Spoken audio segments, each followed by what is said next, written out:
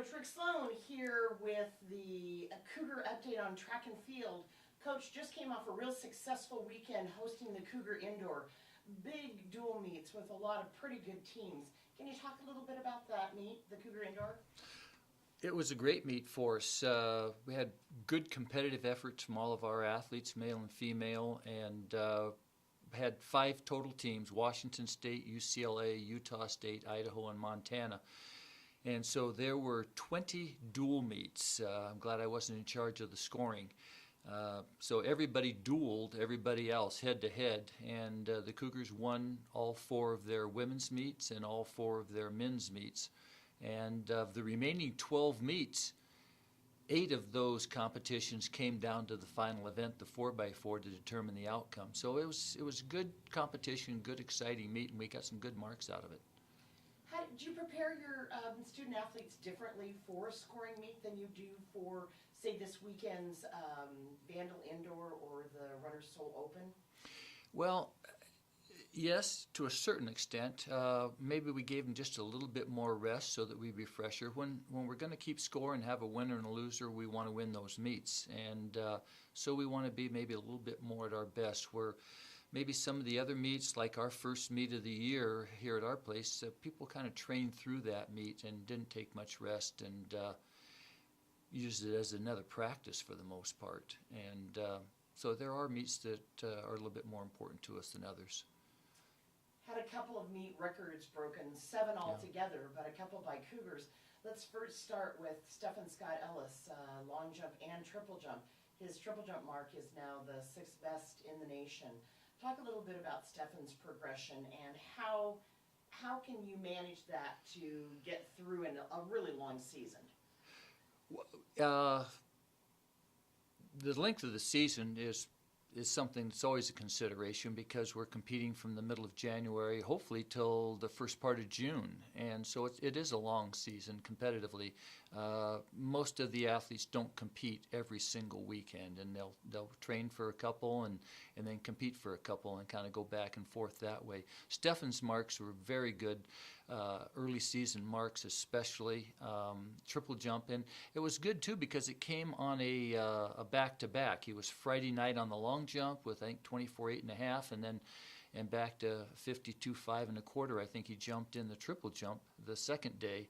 And so I think that's a good sign. He won't do any jumping this weekend. Going to do some sprinting, get his conditioning, and then he'll be back. I think we're looking into maybe him going back to Arkansas and getting a little bit higher level of competition back there on a good facility. Jacob Sealby had an excellent 400-meter run. This is the first year that Jacob has not trained with football and track, but just solely track and field. How do you think he's progressing? I think very, very well. Coach Richardson has had him all year long. He had a great fall, and that's something he didn't have the previous year because he was in a football uniform. And I think it's going to pay dividends for him. He's a very strong runner, and what I like is his competitiveness. He really gets after it and races people, and he's good at the end of the race. He's always strong on his finishes. He ran 48 flat on his relay leg in the meet, in the 4x4, and that's pretty fast on our track. That's a flat track, and the turns are full radius, but it's still, you got to make a pretty good left-hand turn there 4 times, and that's a good run for him. And I'm anxious to see what he's going to do when he gets on the oversized track. I know you're impressed with our hurdlers. Also the fact that there was a hurdler that did quite well in the 200-meter dash, Dana Wells. Dana did a great job for us last year as a 400-meter hurdler, scored in the conference, and really ran well. And Dana's running style is a little bit different. He tends to stay on the ground a little bit longer and a little bit more horizontal drive to his stride. Coach Mack said that he ran low 11 for the 100 meters in high school, and he was right. It was a welcome surprise for him to come out, and I know he was really looking forward to running it. And I think one thing is that the 400s he's been running, stride pattern's been more like an 800-meter runner. It's not as much turnover. So part of the thinking was, let's get him back to sprinting. And so I think Coach Mack, in all of his wisdom, got it figured out. So if we can get that transition over to his 4, we're going to see some good times out of Dana this year. And Ramsey Hopkins had an excellent time, a PR for him, in the men's 60-meter hurdles.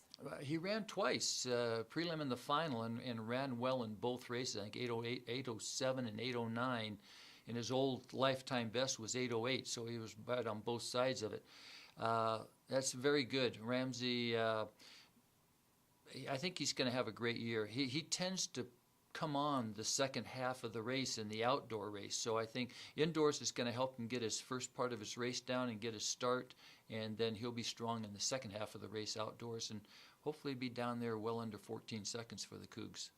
Don't want to forget the women, and a couple of women I know were notable, Chanel James and Carly Fitzpatrick. Carly got her first 12-foot jump and made it easily, so I think that there's more in the tank there for her, and I think that it's exciting to see. The women vaulters, Kelsey Bueno's also doing well. She didn't have a great meet this past weekend, but she's showing the signs that she's ready for a big jump up, and Carly's getting there too. So the two of them give us a good 1-2 punch. Chanel, strong effort in the 60, not her best ever, but pretty good. But the 200 was an outstanding run. And Cindy Robinson also did a nice job in that 200.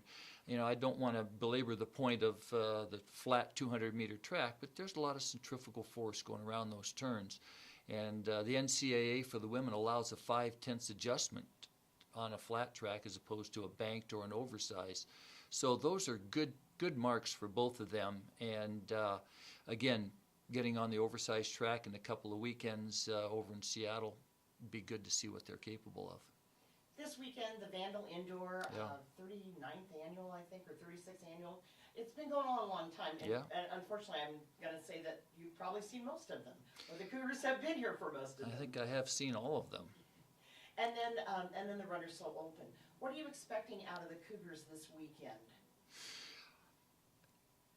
Well, I expect us to compete. We're going to put on the uniform, and we're going to go over, and it's a good meet, and it's on a big track. And one thing I think it might be exciting, I know Coach Mack and Wayne Phipps are kind of negotiating and trying to work out a hurdle race in there, maybe a 300-meter hurdle race, or I'm not sure what the distance will be, but that'll kind of be fun and exciting for the hurdlers.